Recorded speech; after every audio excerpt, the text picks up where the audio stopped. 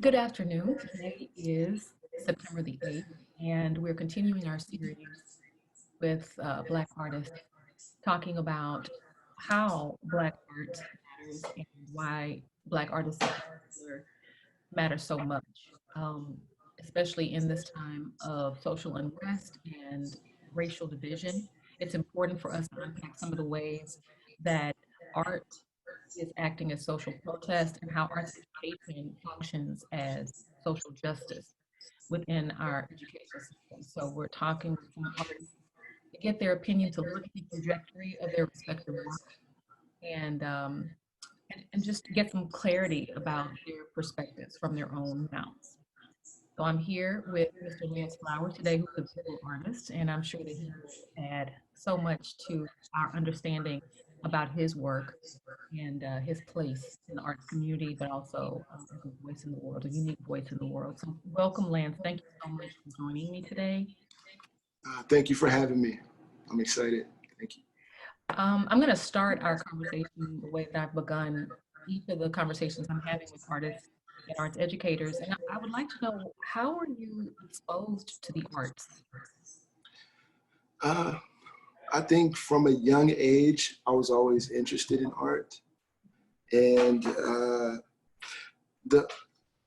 the cool thing about my story is I happened to, from a young age, go to a school that, it was a magnet school called Will Rogers. Oh, Yes. Rogers. Oh, awesome. Okay, so then you're familiar with how outstanding their curriculum was for kids and their teachers. And, even my last show, my 5th grade teacher came to my last show. Yeah, so in my class, there were, you know, an exciting bunch of children, and it seemed like we always got class together and we always got the brightest and best teacher in that grade level. And, artists like Alfranco Lee, he was one of my classmates, Chris Williams from Lucille's, Crystal Hatnot, who, yeah, she was in my class, Kevin Cooper, who went on to work with the NFL, also from Third Ward. So it was a very group, it was a special group. So that's where I first got interested in art. You are not going to believe there is very little separation between us. Very interesting. Both Crystal and Kevin are students at Yates. Yes. Ninth grade class, and you all have gone on to do some great things, different careers, Right. absolutely. But it's so funny how we all kind of began with that same exposure at Will Rogers. So, how did your formative arts experience translate into your understanding about who you might become as a professional artist? I think because we were exposed to what actually, what could happen, what were the possibilities with art. A lot of times you hear from a young age maybe negative connotations to pursuing a art career or how difficult it is. But I think from the beginning, it was championed in our classroom. The people around us happened to be, like Alfranco's uncle was an artist, his father is an architect. Alfranco was also looked at as a prodigy in himself. So, when you see this, you start to ask yourself, what can I do? How can I like this? This is interesting. And, I think every kid has aspirations to want to have an interesting life. So, I think honestly, at that point, I had made up my mind to forego a boring existence and really try my hand at being something different and doing something that, trying a road that was less traveled. But that only happened because we had that environment, that, like a structure where you were allowed to be yourself. You were allowed to dream big. You were allowed to see the world through a lens of, you know, you were given confidence, you know, so yes. Did you see very many professional artists when you were coming up? No, I unlike a lot of my counterparts, I kind of was like I was like really, um, my family was very like, you know, blue collar and very grounded in, you know, other other things other than art. You know what I mean? That just didn't seem like it seemed like a whole world away from what I was used to. I don't think if I had that exposure during school, I don't think that would have been something I would have been as interested in, honestly. I did have one uncle who he liked to draw, but he wasn't really, you know, he was more honestly, he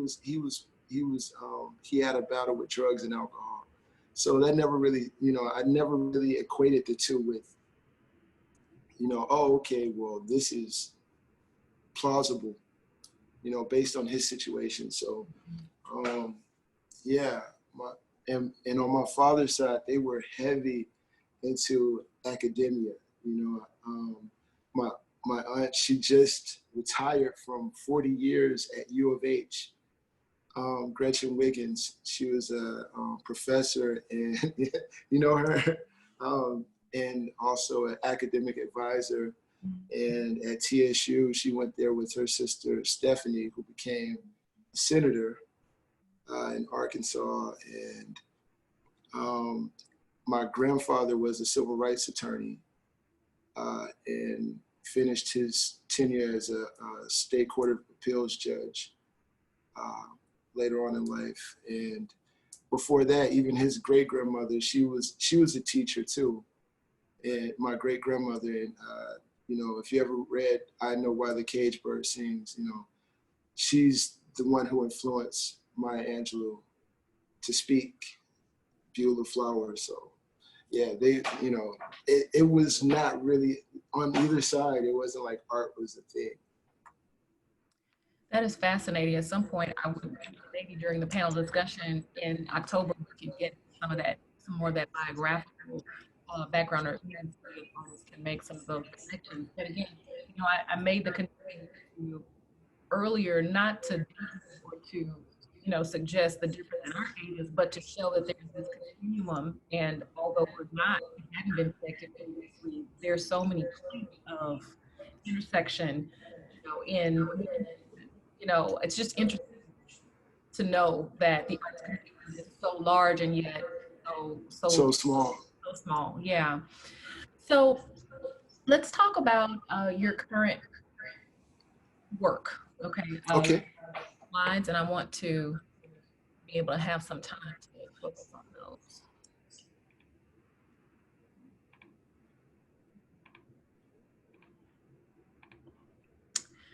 All right. So this is a was it a recent show that you were a part of, American Hero? No, this is actually this is one of my first granted. It was funded by the city. It was a show called Heroes Alter Egos, and in that show, I showed with Michael Khalil Taylor and Robert Hodge and Levy Olivia, some of my favorite artists personally. And we kind of had like this centerpiece here of great minds and creatives. But this show happened more around 2008, and it was uh, it was a good show. And the funny thing about that show to me was they wrote a review about it in the Chronicle, and we were never really asked questions about our work and where our positions lie. This is around the time Obama was, you know, foreseeing his term, his first term in the White House, and I think they, you know, automatically just said, oh, they're championing Obama, and really, you know, my work at the time, there was a piece I had that said hope. I had never seen it before. And it was really talking about, I hope that this is not just a token presidency, that we actually get to see real change and we really get to see policies that affect us where it's most needed and in the most positive way. And, you know, I thought it was powerful work that if I had a chance to expound upon, it would have shown what a lot of people in our community was hoping. You know, it's great to have a Black president, but we need change. And I think we see that more than ever. We need more than just a figurehead. We need, you know, help. Really interesting. I wish that I had some additional images from this show, but I think you included some that will speak to that point. Mm-hmm. Okay, let's talk about this one. So this is one of my new pieces that I'm working on for a show called Fangs Come Down. And really, this show is like 3-4 years in the making, honestly. When I got my first grant with the city, the show was called The New Invention. And in that show, that was 2013, my first solo grant with the Houston Art Alliance. And I put my all in that show. And it was really, I think, highbrow in concept, but I just lost steam making the work. Totally, like, you know, it affected me because I was reading so many books and I was trying to cover so many topics like AI and this new culture of surveillance and drones, and what does that mean for us, and what would happen? What is it going to look like in America after Obama's tenure? Will America be better off for it, or will it be bitter for it? And I also spoke on a book that I myself always go back to, and that's Gibbon's The Rise and Fall of Rome. And seeing a little bit further down the road than some of my friends that, you know, we're not headed in such a good place. That was in 2013. And I was saying, you know, I was voicing in that work that, you know, just like Rome or Egypt, every great power tends to fall apart after a certain amount of time. Time is a great concept that I like to work with. And this work, Fangs Come Down, is really about that moment happening now, you know, and what does it mean? And really from a young perspective, I love working with artists of all ages. I've worked with everyone from, you know, Rodney McMillan, who's 10 years older, to Peyton, who's, you know, 20 years younger. And another artist who I really like, Honor, he's a musical artist. He's like in his teens. So I like having these, I like being the missing link or the link in between generations. I think that's important because we lose that. Someone who knows both sides and can say, hey, this is what's important too. You gotta reach back, you know, and you also have to look forward and be happy about both positions. They make the panoramic view of who we really are. So this work, it really will bridge that gap. I'm gonna speak on old and new topics and how they really affect one another. It's like a time continuum. So a lot of people tend to think that these kinds of images, I'm sorry, what's the title of the one we're looking at right now? It's Untitled. Okay. Yes. A lot of people might think that this kind of piece is what we mean as artists uh, by social justice art. You know, they take a very literal approach to the notion of social justice and think limited to the idea of feeling out or expressing attitudes, emotions that are focused on what's going on in the moment, Right. the protest or the obvious protest. So I know that that's not what your work is about, some, in total. But do you find that depicting these kinds of images, how does depicting these kinds of images differ, or does it, from the ones that we're going to talk about now, um, that don't focus on very literal interpretations of a moment around grief or social injustice? Well, honestly, what I try to do is I try to make work that is um, very much of the time, very relevant, very much filled in and tapped in, but I don't want it to look like what you're used to seeing.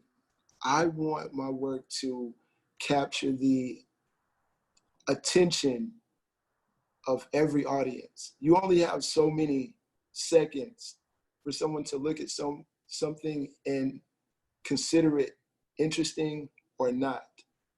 I like bright colors because it's a tool. I like certain compositions because, once again, this is my way of helping to grab that attention. But honestly, all of my work is really about um, the Black experience, about Black people. It's about struggle. It's an American story. This piece that you have up now is, it looks very popish, right? Mhm. And I tend to play with that as satire. But these are all different artists in different um, installations and sculptures you would see in the museum.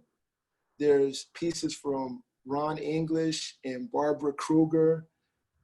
There's pieces from Damien Hirst and Cleon Peterson. These are all heavyweights in the art world. And if you see next to the small Donald Trump, the Ron English piece, there's a pole with a circle on top. That's meant to represent the speaker from my last show with Rodney McMillan. So in the midst of all these great powerhouses, I finally found myself. I finally created work that can sit amongst these installations in the same room, in the same four walls, under the same roof. I come from humble beginnings. I come from the Southwest Side, Fondren and West Belford. And, it's pop in a way. And, these pieces also are, even in the background, that backdrop, that's one of Rodney's biggest pieces of the White House. It was a big tapestry. So in this, you see all these interesting works, but in the foreground and in the forefront, it's two men who managed to work their way through the South, because Professor McMillan is, although he's stationed in Los Angeles, he's originally from North Carolina, and from Texas. So it's like we've made these journeys that honestly not a lot of Black men get to make. We tend to expire early before our peak of possibilities. We tend to fall by the wayside. So it's really in all of my work. Um, I like these colors because we all are shaped by our childhood. In some way, we're shaped by the things that we saw young, and I think as a kid of the '80s, growing up in front of a TV and watching cartoons, and you you sort of even at that point you start to figure out, where do I fit in this? Where do I fit in this? Am I the person who made the TV, made the cartoon? Am I the protagonist, the antagonist? Mhm. Am I the repairman? Am I just, you know what I mean, outside of all of this? And still to this day, as I look at America and as I look at us, where do we fit in the screen? And now I can say I fit right center. That's beautiful, and I don't think that that would be something that a viewer who did not know you would even Right. think to consider. The way that you curated these images is fascinating to me because I see the gross, the conspicuous capitalism that fuels a capitalist economy, and I see playful images that are mixed up, in much the same way that you were saying you have had to wrestle with your space and place. The viewer is required to go through sorting through a lot of images, and figuring out which post or which one he or she wants to focus on. So if you were to think about, maybe let's go to the next one, about some things that resonate most with you, or the I guess the view, what drives you to continue to use certain imagery. Um, yeah, let's continue that conversation because we don't see the same kinds of influences that we did in the one that was prior. Speak to this one and how those influences continue to show up. Sure. Okay, so you know, I one thing that I think has been great about my story is access. I've been able to see the world through, different perspectives. I've been the buyer, I've been the seller, I've been, I've been up, I've been down. And this piece deals with, I was with a young friend of mine and she was shopping at Saks Fifth Avenue. Mhm. And I was sitting there and I said, let me step out of this room. I see something. And I took a picture of her trying on all these items. And what I noticed, what reigns really relevant today is all of these items that she was trying on in the background, none of them were made by Black people. And, you know, honestly, capitalism is something that we can't get around. We just can't. But it is a funny dance that some do well, some don't. Some have two left feet, and some people really know how to cha-cha when it comes to capitalism. And so I was looking at also the from a perspective, it seems like the clothes are in front of her, but they're really behind you. It's you that is really at the forefront. And as I was making this piece, I left the face black. And I did that because, one, it was in all these pieces that I've made recently, I wanted to give a homage to a lot of Black artists that I like. This one was Nathaniel Dane. I love how he plays with the, the blank black face. And I wanted to do that. I wanted to do that just to give a homage. Sometimes you need to give artists their flowers while they're alive, or um, just honor them that way. But also, all these pieces are made out of luxury boxes and bags, and they're made out of packaging and tissue. And this piece is no different. It's made out of just boxes and bags that I've gotten from a lot of friends. And whenever they shop or I've bought something, I would take the packaging and put it to the side because they always come so intricate, and like the colors and the prints. And it's a shame to me that we don't recycle more of these things. They can be used. Mhm. And I see an irony in how these same boxes, when you're in the mall, it's so cool to walk with your bag and your box and show that badge of honor. You've worked hard and you've achieved what you wanted. You got what you wanted. But as soon as we leave, we take whatever we want out, we dissect that box, and then we throw it away.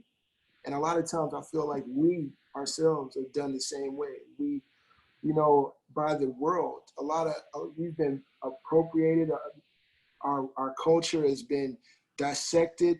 You know, they entertain us and love us for so much and so little, and the rest of us we're discarded and we're taken away. And you know, if you can play an instrument, or if you can rap, or if you can sing or dance or act, you know, if you have something glittery, then you're loved. And other than that, you know, you're discarded. So I, that was the thinking in this piece. And also on the right side, there's a shirt, and that shirt has a design of a young Nigerian artist uh, whose name is Brittany Anali.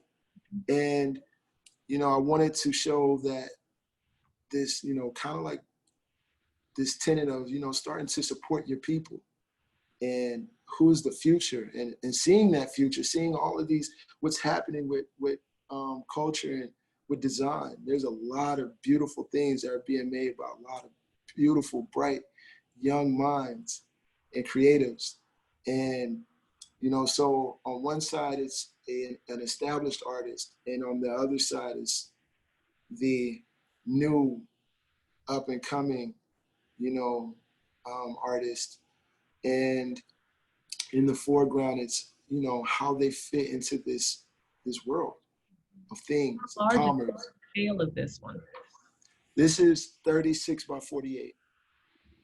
Yeah, so even her legs are made out of a Rihanna poster that I scraped off the wall. And then what I did was I took like Gucci tissue and I laid it over it, which makes it seem like hosiery, you know, in a way. But it's just, you know, these are just remnants of boxes, you know, and what I feel will be important. And in a way also it's a double entendre, or it's a play too, because these brands aren't, you know, nothing is set in stone. You know, companies rise and fall in America all the time. As we see with the Neiman Marcus, you know, who's recently filed Chapter 11. So it is a way to capture time and capture moments in my work. So it feels very fun, but there's a lot of thought underneath. Amazing. Let's talk about this one. This is large. Yes, it is. They're all about the same size. They're all about 36 by 48. I wanted to play with that one size. It's a good size. And some pieces are vertical, some are horizontal. And, you know, it, like I said, I had maybe about 1,000 boxes, everything from Goyard to Chanel, Gucci, uh, Charlotte Olympia, Louboutin, Louis Vuitton, you know, and I just took all these boxes and just started deconstructing them. And, you know, it's my way of appropriating the appropriated. You know, it's like, let's see what happens when we take these things that are associated with one idea and we manipulate the idea of what they are, who they are, who they're for, what they're for. You know, at one point, this was just meant to be discarded. Now it's in the frame. It's taking back a certain level of power. At one point, this was, you know, a symbol of European wealth and status. Now we're going to, you know, as you see the shirt, it says, "I love Third Ward," you know, and That's Mark Newsom, right? that's Mark Newsom. Yeah, that's my guy. Mm-hmm. Yeah. He actually came by my studio to see this one as I made it. And, you know, I love Mark. Yeah, yeah. He's come a long way. In the same way, and so this is a nod to that same thought process that you had when you incorporated Vietnam. The previous piece, you wanted to give a nod, Mark. Right, right. Pretty much every piece has a nod to an artist too. That was the, you know, I guess like when you talk about movies, the Easter egg, it's like that's sort of like the, you know, hidden message, or it's like, you know, where they might seem very poppy on the superfluous level, there's really a lot of you know, thinking about lineage and, you know, thinking about neighborhood and community and commerce and entrepreneurs and artists and people who are true to their neighborhood, true to their, you know, grounded within community, and giving them their flowers while they're alive. You know, it is that feeling of fraternity of like, you know, we're Black artists, we're Black men, we're Black women, we're people who we have to rally around each other because, you know, as we all see, you know, life is fleeting and everything's changing so quickly, you know. So I was really happy to see this work get done, premiered, and the show over with December 19th. So it just really goes to show, like, it was right in sync. It was right in rhythm with the things that are relevant in the world today. I love the play, that sentiment at the bottom Oh, there. People love what you mentioned.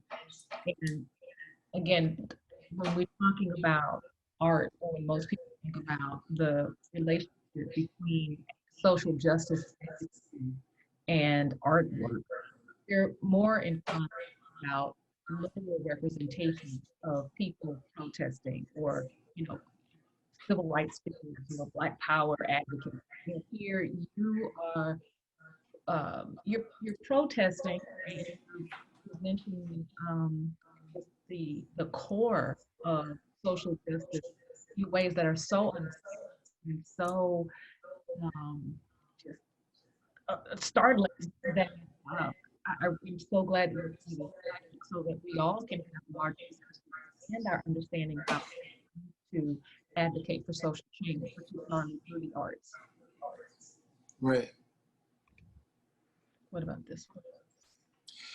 These are, this is part of a series that I did, just throwing works out that were digitally made, sort of like a new way to collage for me and play with composition and what actually is, you know, femininity and what is beauty and what does it mean to be strong in any gender and gender roles. And I saw this image. It was this woman. She was bad. She had like this short haircut, almost bald, and these door knocker like earrings that almost look like what do you call it, like the Ten Commandment like tablets, you know. And she was in no means what you would call your typical imagery of feminine beauty, but that's what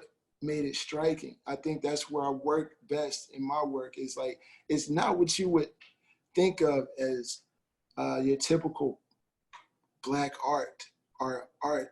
And so imagery like that always sticks out to me. And I wanted to, I remember seeing the image, the photo, and immediately sketching it out and just throwing it out on the internet, just throwing it out in the world and just saying, oh, okay, I want to see how this lives and what can I do with images like this. So that was it. I believe she was a young lady at an art show or something. She was just posing with a group of people, but it was such a great picture. And, you know, I'm moving more in a space of making both digital work and I also work, of course, in audio too, and also collaging. I'll always collage, but sometimes I want to make something quick. The collage pieces take a nice bit of time to make. So My eye wants so badly to focus, you know, and the fact that my eye can't quite get the image as sharp right.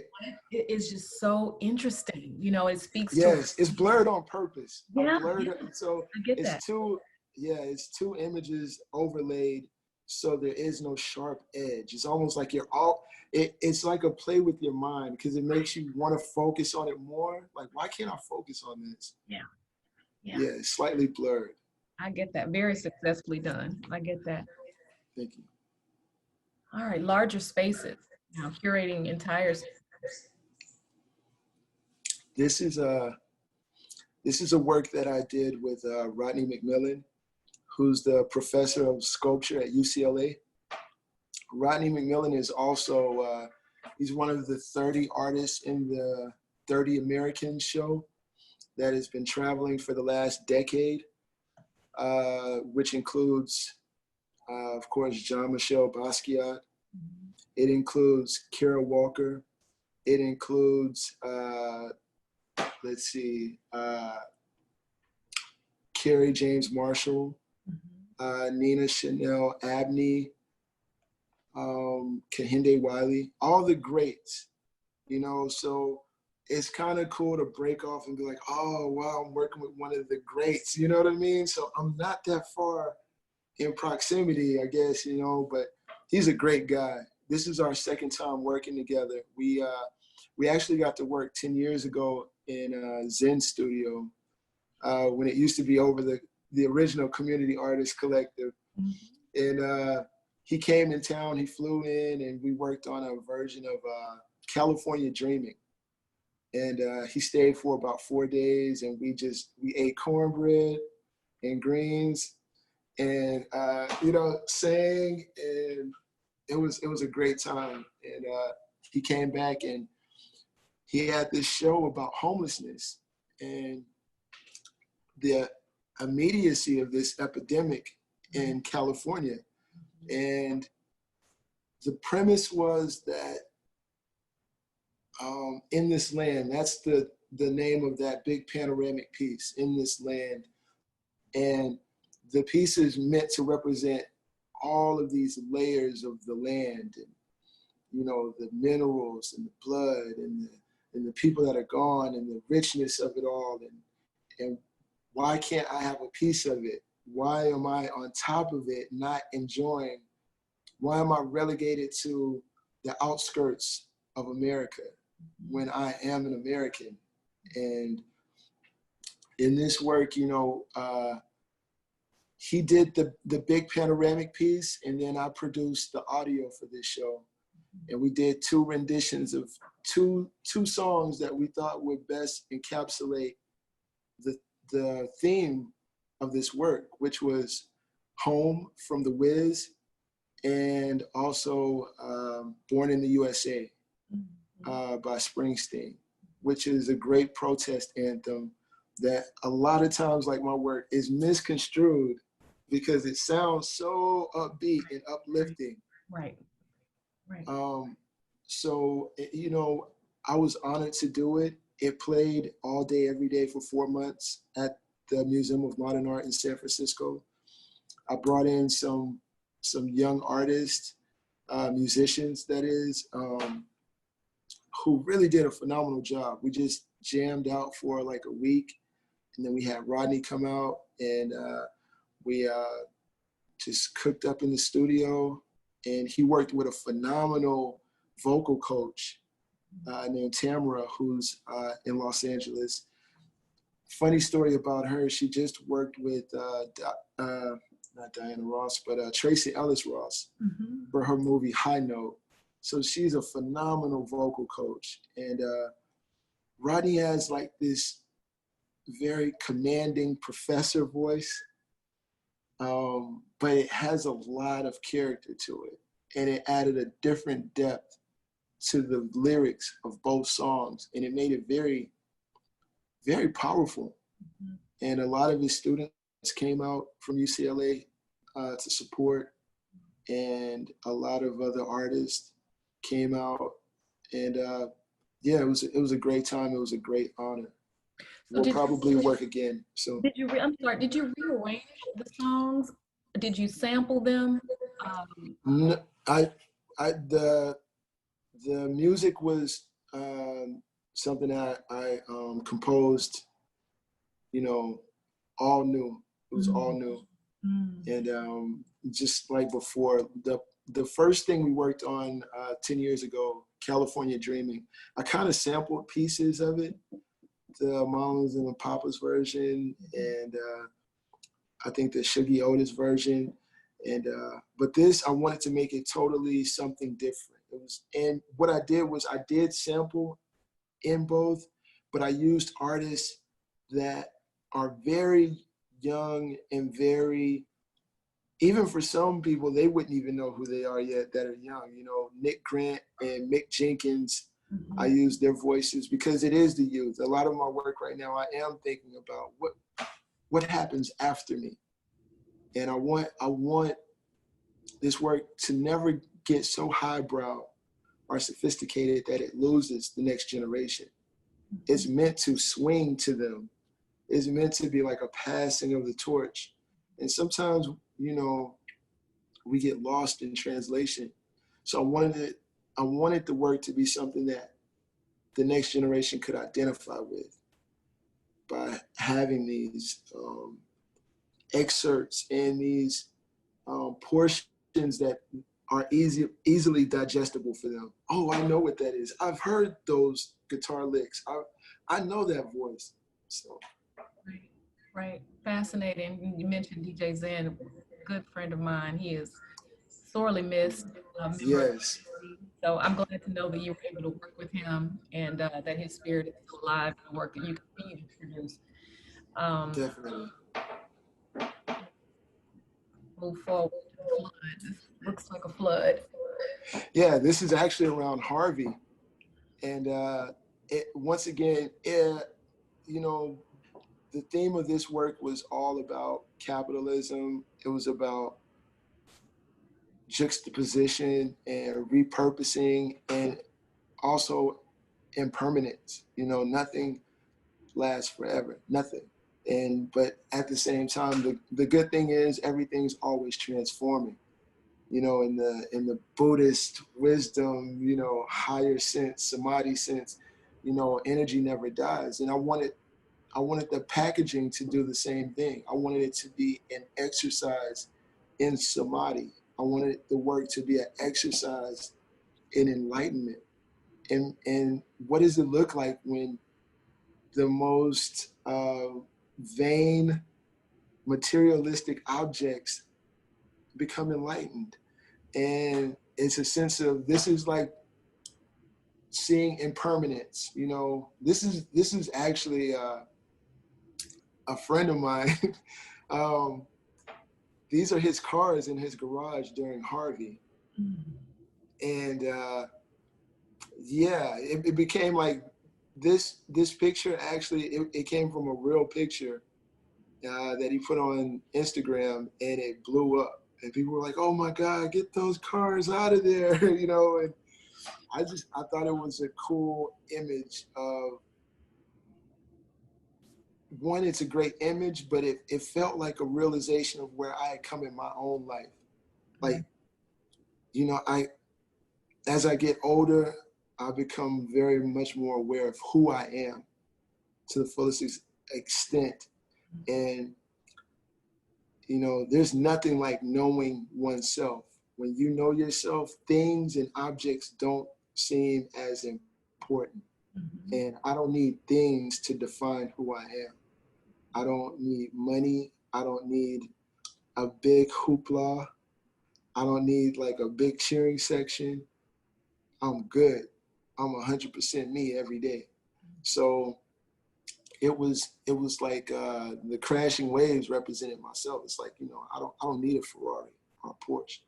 Those things don't last forever. You know. So yeah, it was just taking the blue. The water is really just like two Prada boxes, and the body of the cars are just like a Balenciaga box and a Celine box, and the windows are like a Chanel box and a Saint Laurent box, and you know, some restoration hardware boxes, and yeah, you know, I think I'm in a great place with like things like, you know, we talked the other day, we rescheduled. Uh, I went and bought a car, and you know, it was like the most beat up car, but it was like a car I wanted when I was a kid. And I was so happy. You know, it's like probably, you know, people would probably snicker if they saw me, but it's like, it's what I wanted. You know what I mean? And to me, it's just as good as a Ferrari or a Porsche. So Amazing. The purposeful repurposing of those objects, as you explained right, early on, it's amazing. Absolutely thank fascinating. you. I hope our viewers will really understand how amazing this work is. I'm sure. Ah, so this is an image of a young lady named Peyton. Peyton is from Missouri City Mhm. originally, but she spends a lot of time, her and her boyfriend Chase, Mhm. in Third Ward. And she's a phenomenal singer, phenomenal. And she's signed with Stone's Throw Records in Los Angeles. So the same record label as the great Jay Dilla or Madlib. And we are coming up with interesting imagery for her next project. She's 22 years old, phenomenal. And I like working with Peyton on imagery because her music is so good, it's so advanced. And she's working with a lot of musicians and artists who themselves have carved out a niche as soulful artists, uncompromising artists. Um, you know, some of the best and brightest the industry have to offer, but by no means are they Hollywood. You know, that fraternity of soul Aquarians and Sarah. So she really is like the bridging of the gap to the next generation of artists.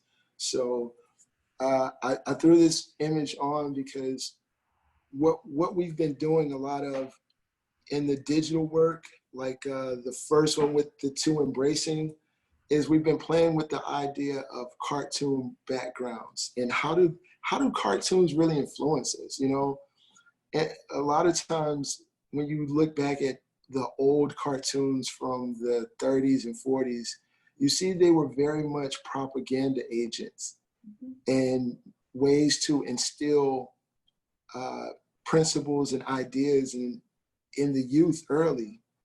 So we've been playing with these backdrops in the work and also repositioning them. This is the Jungle Book. And what does the Jungle Book really mean? And, in the first one, it was actually a background from Tom and Jerry, which we know has its own racial connotations. And it's that picket fence and the two embracing on the wrong side of the picket fence that really sends home a message of where do we fit in America? Where's our picket fence? Where's our white picket fence? Where's our big home? Where's our 40 acres a mule? Where's our American dream? Is there one left? So this is just her in isolation from, I guess you would say, the madness of things that are happening and transpiring in our world today. Finding a sanctuary, finding a safe place to create, which is becoming harder and harder. And to tell stories. You know, when I first saw this, I do recognize the Jungle Book in this.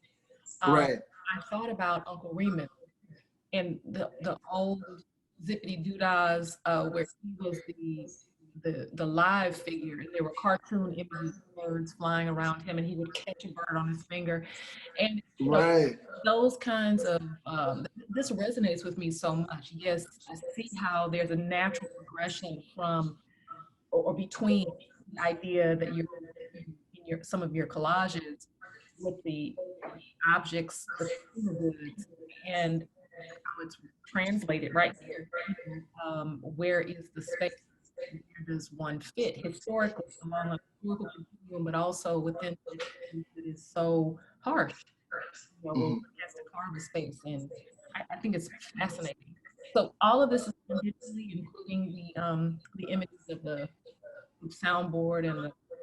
Yes, yes. And those are like the actual soundboard and reel that they use in her recording. So, I try to make it feel like, oh, okay, it's documentary. You know what I mean?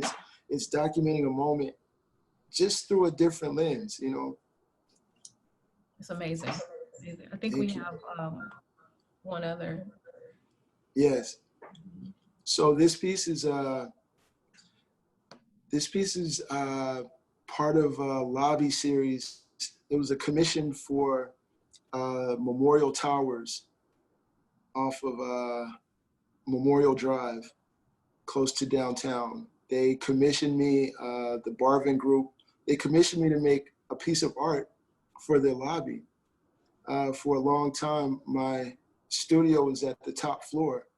This is actually a view from the top floor from my studio. And for a long time, my studio was there. And like when I worked with the Super Bowl, I tell people, I say, I didn't go to the Super Bowl. Super Bowl came to me. So, they came and they set up, and the Super Bowl committee and the NFL, and we did an interview in my studio up there. And they caught wind of this, and they said, wow, we would really like to have a piece of your work, in our lobby. So this is what I produced. And it's still there if anyone would like to go see it. There's actually 3 pieces. It's like a triptych. But what I did was I took imagery of the city. It's all boxes and bags. It's like Stella McCartney boxes and Gucci boxes, Chanel boxes, and Hermes and stuff like that. And I just constructed the cityscape. And the cool thing about it was, Eric Barvin, who's relatively young, he asked me, he said, can you please make it as diverse as possible? We want to have diversity. We want everyone to know that they're welcome in this building. Mm. And I tip my hat to him. He's very young to be such a influential entrepreneur in this city. And I see I was really happy to do it. But when he said that, I was like, oh, okay. All right. So I really wanted to have this diverse view, and I wanted to be colorful. But, once again, it's true to my stance of where do we fit and what is our imagery? And, we're such a very beautiful group of people. We're not always crying and embracing. Correct. Sometimes we are at the top floor. Sometimes we own the building. Sometimes, you know what I mean? So it goes back to Will Rogers and seeing all of these great stories of, and kids that come from varied backgrounds where their parents are county commissioners and are, attorneys and chefs, and you know what I mean? And it gives you a wide array of what you can do and who you can be. Yeah. And I love that this work amongst 2 others stands as a testament. Like, I feel good knowing that there are kids who walk through those doors and see themselves immediately in the lobby at the top floor, Mm-hmm. Mm-hmm. Yeah. So what's the scale of this particular piece? This was actually also 36 by 48. It was the first one I did. So that group was the first ones I started to work with the boxes and bags. Mm-hmm. And I was like, oh, I like this. I think I'll make a full out show of it. Mm-hmm. And I brought that idea to the Houston Art Alliance, and they gave me the green light. But I like the composition. I just, I think also it's important that, with the piece, with the Ferraris, it's also impermanence, but it's also about, what are we leaving our children? As we see like fires raging and weird weather, and, so I do kind of think about sustainability and what also am I doing to increase the chances of my daughter having an earth to live in, that's not on fire or flooded, So yeah, I do like the recycling aspect. I do like that sustainability aspect. I am so grateful for this conversation, and I think it speaks volumes with respect to the topic of this project. And your unique voice is a significant contribution to the larger discussion. I look forward to continuing the discussion with the panel in October. Is there something that you'd like to share with listeners regarding the next steps? I know you said you're working on a project that's 4 years in the making. Is there anything that you want to share about your next steps in particular? Uh, no, I think that was an amazing interview. Thank you so much for having me. Thank you, man. I feel honored, and let's do it more often. But I think that's it for now. I'm gonna continue to work hard this year. This is an interesting year with a lot of twists and turns. So if nothing else, you're definitely gonna get some more interesting work from me. Yeah, fantastic. Okay, well, Thank you. thank you so much, and we will talk very soon. Thank you for having me.